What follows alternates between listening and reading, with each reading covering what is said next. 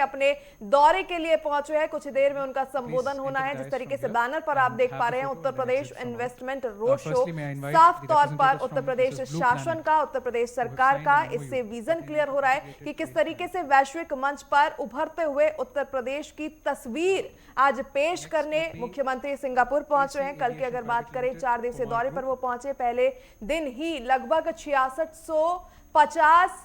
करोड़ रुपए का निवेश सिंगापुर और उत्तर प्रदेश सरकार के बीच में करार हुआ है। यह बेहद ऐतिहासिक क्षण है, क्योंकि जिस तरीके से लगातार उत्तर प्रदेश एक विकसित राज्य बनने के पथ पर अग्रसर नजर आ रहा है, उसी कड़ी में, उसी रास्ते पर मुख्यमंत्री का यह 4 दिवसीय सिंगापुर और जापान दौरा बेहद अहम हो जाता है। ऐसे में अगर बात करें, भारत ने हाल ही में AI इंपैक्ट समिट की जो है मेजबानी की थी, उसके बाद तुरंत मुख्यमंत्री सिंगापुर और जापान जाते हैं।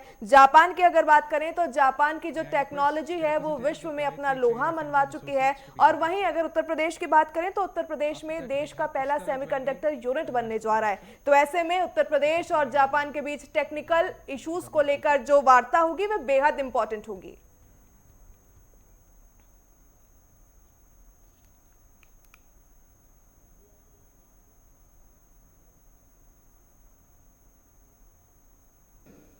श्री प्रसून मुखर्जी जी, उत्तर प्रदेश शासन के एडवाइजर और पूर्व additional chief secretary UP government Shri Avanish Kumar Awasthi ji, Uttar Pradesh के additional chief secretary finance and industry के कमिश्नर श्री दीपक कुमार जी, सभी इंडस्ट्री लीडर्स और मित्रों, मैं सबसे पहले भारत के सिंगापुर में उच्चायुक्त और उनकी पूरी टीम को हृदय से धन्यवाद दूंगा कि उन्होंने उत्तर प्रदेश सरकार के इस डेलीगेशन को, जिसको लेकर के मुझे आने का अवसर प्राप्त हुआ है, हमें सिंगापुर में आप सभी बिजनेस लीडर के साथ में संवाद करने का एक अवसर दिया। और इसमें श्री प्रसून मुखर्जी और उनकी पूरी टीम को, सिंगापुर बिजनेस फेडरेशन की इस पूरी टीम के प्रति मैं हृदय से धन्यवाद करता हूं कि जो आज इतने व्यवस्थित तरीके से यहां के बिजनेस लीडर के साथ इस संवाद के कार्यक्रम को आगे बढ़ाने में हमें मदद की है। मित्रों, मैं कल प्रातःकाल यहां पर आ गया था और प्रातःकाल से ही हम लोग यहां पर उत्तर प्रदेश की पोटेंशियल को परफॉर्मेंस में बदलने के लिए जो अब तक के हमारे प्रयास हैं और आगे के उन प्रयासों को कैसे हम और आगे बढ़ा रहे हैं, इन सभी मुद्दों को लेकर के यहां के बिजनेस लीडर्स के साथ हमारी अलग अलग चरणों में बातचीत हुई। यहां के पॉलिटिकल लीडरशिप से भी मेरे संवाद के कार्यक्रम हुए। यहां के माननीय राष्ट्रपति जी से, यहां के माननीय प्रधानमंत्री जी से, यहां के हमारे डिप्टी प्राइम मिनिस्टर, यहां के इंडस्ट्री मिनिस्टर, यहां के होम मिनिस्टर और अन्य यहां के ऊर्जा मंत्री, इन सभी के साथ संवाद के साथ ही हम लोगों ने कई सेंटर का भी निरीक्षण किया। सिंगापुर में स्किलिंग के लिए जो कार्य हो रहा है, इस दृष्टि से मुझे यहां पर एक महत्वपूर्ण सेंटर ITE का कल भ्रमण करने का अवसर प्राप्त हुआ था। आज हमने यहां पर MRO और सेट्स का भी वहां पर हम लोगों ने निरीक्षण किया और उस पूरे क्षेत्र का भ्रमण करने के साथ ही सिंगापुर और उत्तर प्रदेश इस विजन को आगे कैसे बढ़ा सकता है, इस पर भी अच्छा प्रेजेंटेशन और उन संभावनाओं को आगे बढ़ाने के बारे में भी इस बातचीत को आगे बढ़ाया है। मुझे प्रसन्नता है कि कल से अब तक हम लोगों ने यहां पर तमासेक, जीआईसी, यूएससी, सेट्स, यूबीपीएन, जीएसएस ग्रीन, शेपकॉर, ब्लैकस्टोन इत्यादि संस्थाओं के चेयरमैन एंड सीईओज के साथ हमारी बड़ी सार्थक चर्चा हुई है और अन्य बिजनेस लीडर के साथ भी अलग अलग चरणों में हमारी यहां पर बातचीत हुई। ये कल से लेकर के अब तक के इस बिजी शेड्यूल के बीच ये हमारे कार्यक्रम का एक महत्वपूर्ण पड़ाव है, जब पूरे सिंगापुर के आप सभी इंडस्ट्री लीडर्स के साथ में मुझे और मेरी टीम को संवाद करने का एक अवसर प्राप्त हो रहा है। आपने भारत की प्रगति को पिछले 10-11 वर्षों में एक नई आयाम को छूते हुए देखा होगा। प्रधानमंत्री मोदी जी के नेतृत्व में नया भारत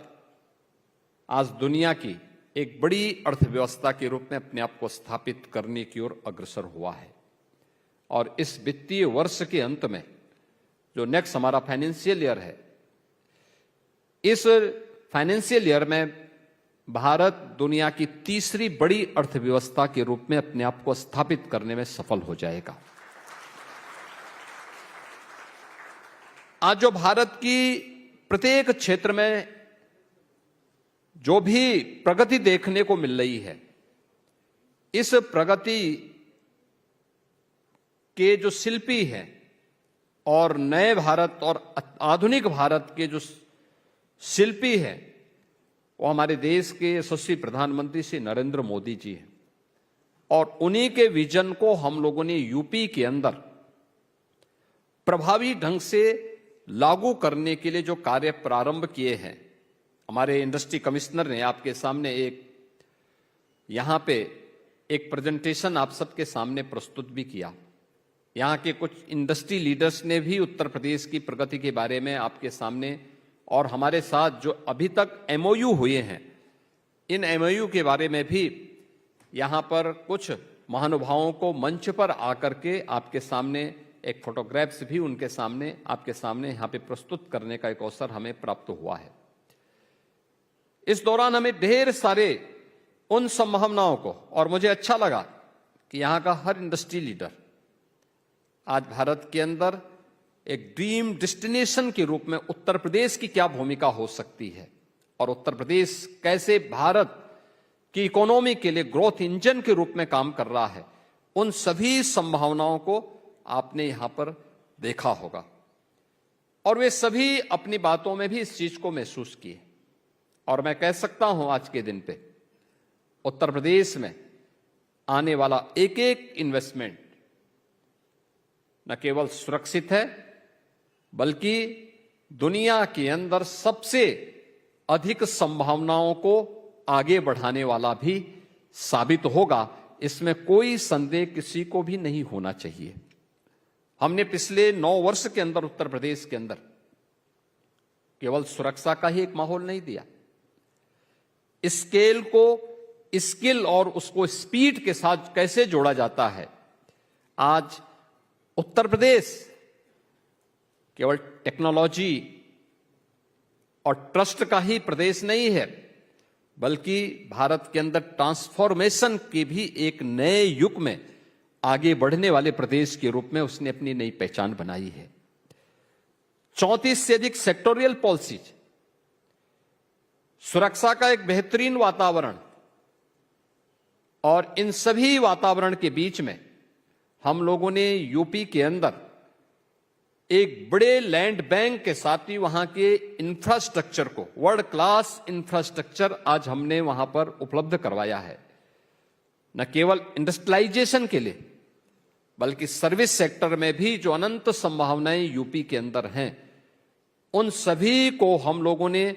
उत्तर प्रदेश में प्रभावी ढंग से लागू करने का कार्य किया है। आपने देखा होगा उत्तर प्रदेश में बड़ा इन्वेस्टमेंट करना आसान इसलिए भी है क्योंकि उत्तर प्रदेश में आज के दिन पे आपको ट्रेन्ड मैन पावर उपलब्ध है, स्किल मैन पावर की उपलब्धता उत्तर प्रदेश के अंदर है। लैंड बैंक उत्तर प्रदेश के पास है, प्रचुर लैंड बैंक है, 75,000 एकड़ का लैंड बैंक एक्सप्रेसवे पर, एयरपोर्ट के पास और डेडिकेटेड फ्रेट कॉरिडोर के इर्द गिर्द आपको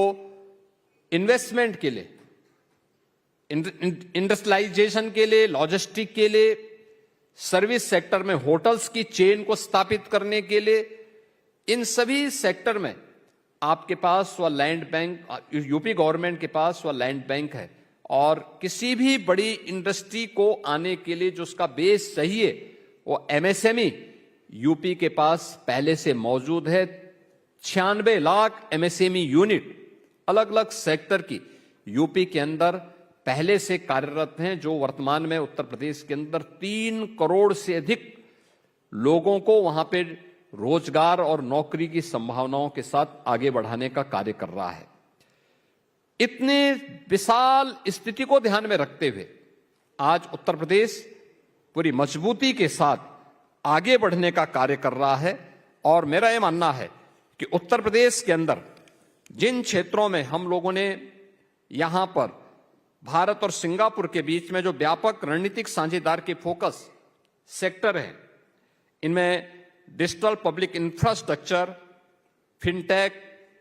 smart nation to semiconductor and green shipping corridor पर ये सिंगापुर भारत में प्रत्यक्ष जो हमारा एफडीआई है, सबसे अधिक सिंगापुर भारत के अंदर इन्वेस्टमेंट करता है। और उन स्थितियों में भारत के अंदर उत्तर प्रदेश इसके लिए अपने आप में एक ड्रीम डेस्टिनेशन के रूप में अपने आप को आप सबके सामने प्रस्तुत कर रहा है, क्योंकि उत्तर प्रदेश आज के दिन पर केवल लैंड ऑफ पोटेंशियल ही नहीं है, बल्कि हमने लैंड ऑफ पोटेंशियल से लैंड ऑफ परफॉर्मेंस की इस यात्रा को सफलतापूर्वक आप सबके सामने प्रस्तुत करने में सफलता प्राप्त की है। इसका कारण भी है और एक प्रगति आज उत्तर प्रदेश के अंदर देखने को मिलती है। 9 वर्ष में उत्तर प्रदेश की जीएसडीपी बढ़कर के आज वह 13 लाख करोड़ से बढ़कर के 36 लाख करोड़ होने जा रही है। यानी दुनिया के अंदर किसी भी अन्य स्थान पर यह देखने को नहीं मिला होगा कि 9 वर्ष में वह राज्य लगभग 3 गुना अपनी अर्थव्यवस्था को बढ़ाने में सफल हुआ हो, पर कैपिटा इनकम 3 गुना बढ़ा हो, ये देखने को नहीं मिला होगा। और भारत की इकोनॉमी में उत्तर प्रदेश आज के दिन पर 9.5% का अपना योगदान, यानी 9.5% का योगदान उत्तर प्रदेश आज वहां पे दे रहा है। और इसीलिए मैं इस बात को कह सकता हूं कि उत्तर प्रदेश आज के दिन पे भारत के अंदर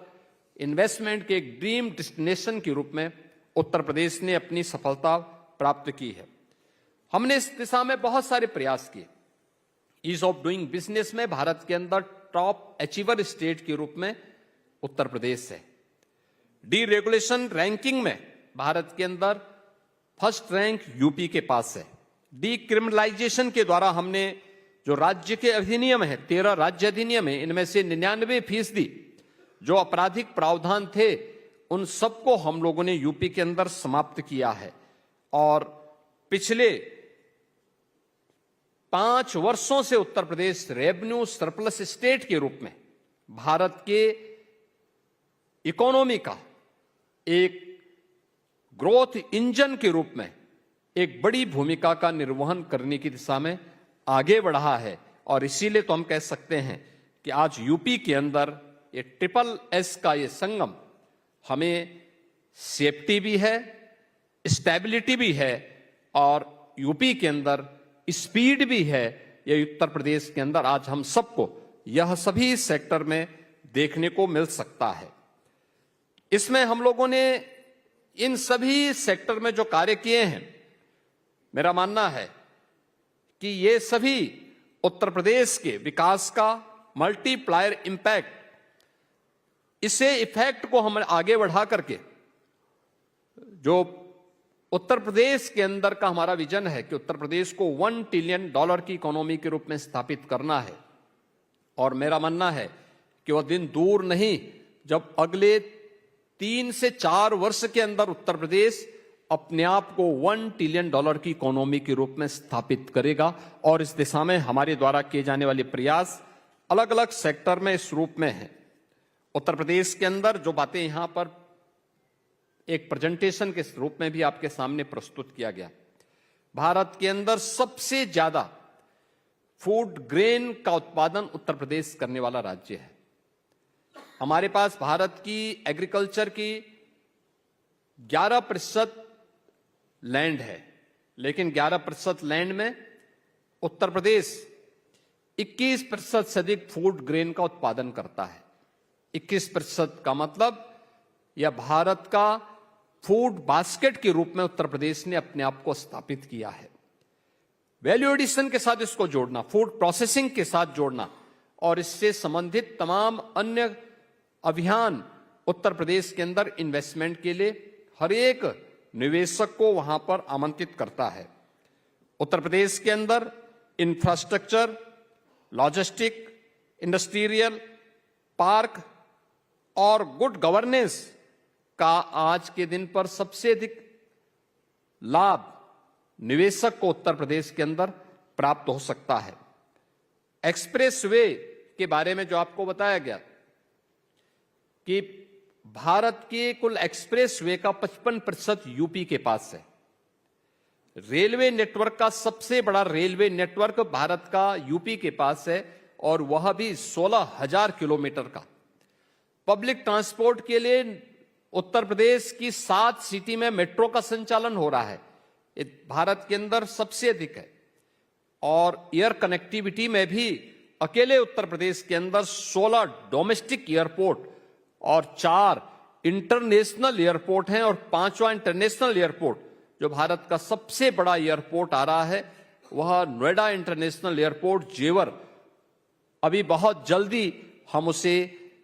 राष्ट्र को समर्पित करने वाले हैं। यह नोएडा इंटरनेशनल एयरपोर्ट में ही कार्गो और एमआरओ की सुविधा विकसित करने की दिशा से भी सिंगापुर के यहां पर आज हम लोगों ने उन सभी क्षेत्रों के अंदर दौरा भी किया। यह सच है कि उत्तर प्रदेश एक लैंडलॉक्ड स्टेट है, लेकिन हमारे पास इंफ्रास्ट्रक्चर, वर्ल्ड क्लास इंफ्रास्ट्रक्चर और कनेक्टिविटी की बेहतर स्थिति लैंडलॉक्ड के इस दर्द को दूर करता ही है। लेकिन प्रधानमंत्री जी के विजन ने भारत की सबसे अच्छी उर्वरा भूमि के साथ साथ सबसे अच्छा जल संसाधन भी उत्तर प्रदेश के अंदर है। जल संसाधन को,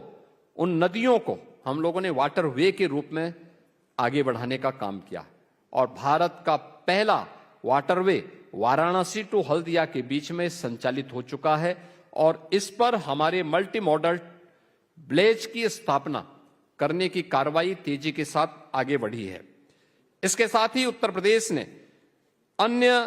क्षेत्रों में भी काफी अन्य कार्यों को किया है और उत्तर प्रदेश के अंदर पिछले 9 वर्ष की प्रोग्रेस का परिणाम क्या है। भारत के अंदर मोबाइल मैन्युफैक्चरिंग का 55% यूपी के अंदर मैन्युफैक्चर होता है। उत्तर प्रदेश के अंदर भारत के इलेक्ट्रॉनिक कंपोनेंट का 60% अकेले यूपी के अंदर मैन्युफैक्चर होता है और 96 लाख एमएसएमई यूनिट के साथ ही पिछले 9 वर्ष के अंदर जो इंडस्ट्री ग्रोथ यूपी के अंदर हुई है यह 14,000 से बढ़कर के आज के दिन पे 31,000 से अधिक इंडस्ट्रीज अकेले यूपी के अंदर स्थापित हुई हैं और ये यूपी इस दिशा में तेजी के साथ आगे बढ़ रहा है और यूपी इस दिशा में कार्य कर रहा है। यूपी जिन क्षेत्रों में अपने निवेशकों को सुविधा उपलब्ध करवा रहा है, सिंगल विंडो क्लियरेंस की सुविधा उत्तर प्रदेश ने वहां पर उपलब्ध करवाई है, जिसमें निवेश मित्र है,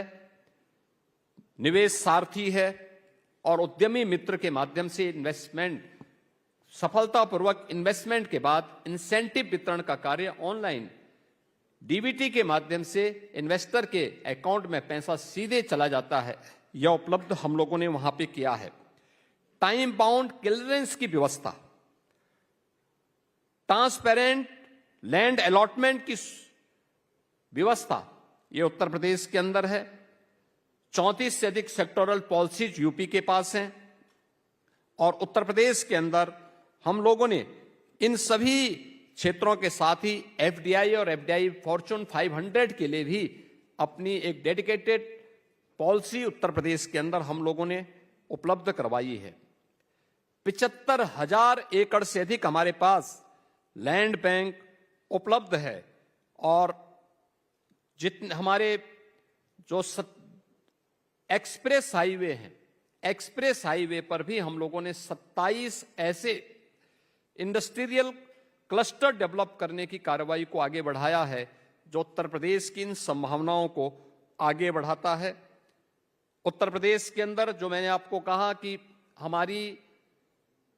56% आबादी वर्किंग फोर्स है। 25 करोड़ की आबादी के राज्य में 56% से अधिक की आबादी आपको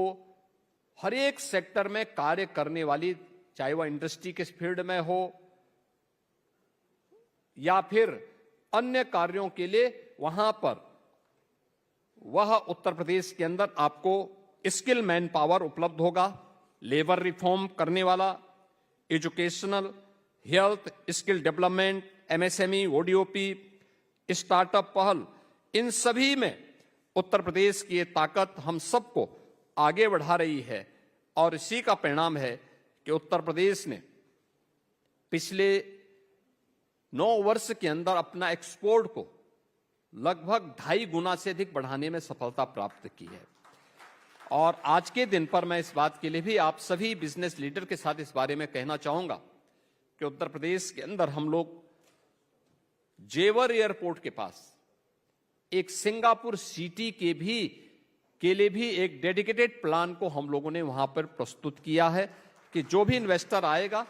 सिंगापुर, अगर वह एनसीआर में आना चाहता तो सिंगापुर सिटी की एक संभावना उनके सामने रहेगी कि वह यहां पर इन्वेस्टमेंट को अपना आगे बढ़ा सकता है। और इसके लिए यमुना एक्सप्रेस वे, जिसके द्वारा नोएडा इंटरनेशनल एयरपोर्ट के कार्यक्रम को आगे बढ़ाया गया है, वहीं पर हम लोग अपने सिंगापुर सिटी के लिए भी लैंड की व्यवस्था वहां पर हम लोगों ने प्रस्तुत की है। मैं आज के इस अवसर पर एक बार फिर से सिंगापुर बिजनेस फेडरेशन से जुड़े हुए आप सभी बिजनेस लीडर्स को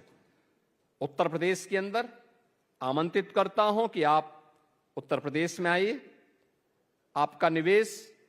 वहां पर सुरक्षित होगा और सुरक्षित होने के साथ ही वहां पर आपकी उन संभावनाओं को, जिसके माध्यम से आप बिजनेस की अपनी संभावनाओं को आगे बढ़ाना चाहते हैं, तो आप भारत के अंदर एक सुरक्षित स्थान होगा और उसमें उत्तर प्रदेश अपने आप को आपके सामने प्रस्तुत करता है। मैं एक बार फिर से आप सभी का आज के इस बिजनेस लीडर के इस संवाद के कार्यक्रम में उत्तर प्रदेश सरकार की ओर से हृदय से स्वागत करता हूं। मैं भारत के माननीय उच्चायुक्त और उनकी पूरी टीम को हृदय से धन्यवाद देता हूं। मैं श्री प्रसून मुखर्जी और उनकी पूरी टीम को इस बात के लिए धन्यवाद देता हूं कि उन्होंने उत्तर प्रदेश की इस यात्रा को, उत्तर प्रदेश के पोटेंशियल को परफॉर्मेंस में बदलने के लिए अपने सकारात्मक योगदान के लिए मैं उनका भी और उनकी पूरी टीम को भी हृदय से धन्यवाद ज्ञापित करते हुए अपनी वाणी को विराम देता हूं। धन्यवाद। बहुत बहुत धन्यवाद मुख्यमंत्री जी। Thank you so much, sir, for your kind words. To conclude the formal program, I now invite Ms. Navita Meyer, Country Representative FICCI, to deliver the vote of thanks.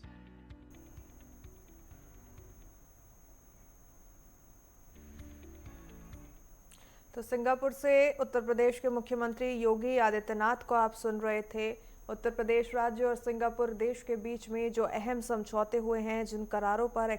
हस्ताक्षर हुए हैं, एमओयूज जो है उन पे करार हुए हैं, उनको लेकर विस्तार से चर्चा मुख्यमंत्री की ओर से की गई। इस दौरान उन्होंने बताया कि किस तरीके से प्रधानमंत्री नरेंद्र मोदी के नेतृत्व में और उत्तर प्रदेश की सरकार के नेतृत्व में उत्तर प्रदेश डबल इंजन के सहयोग से लगातार प्रगति पथ पर अग्रसर नजर आ रहा है। 1 ट्रिलियन इकोनॉमी का जो वर्ष 2047 तक लक्ष्य रखा गया है राज्य के लिए, उसमें किस तरीके से मेन भूमिका सिंगापुर निभा सकता है, किस तरीके से उद्योग जगत को लेकर सिंगापुर और यूपी के बीच में करार हुए हैं, इसको लेकर मुख्यमंत्री ने प्रकाश डाला। साथ ही उन्होंने कहा कि उत्तर प्रदेश में जब बाहरी किसी देश की तरफ से कोई इंडस्ट्री लगाई जाती है तो उसे पूरी तरीके से वो सुरक्षित मानकर चलें, क्योंकि उत्तर प्रदेश में अकेले 96 लाख से ज्यादा MSMEs मौजूद है जो कहीं ना कहीं विदेशी उद्योग को या फिर विदेशी निवेश को सपोर्ट करते नजर आएंगे।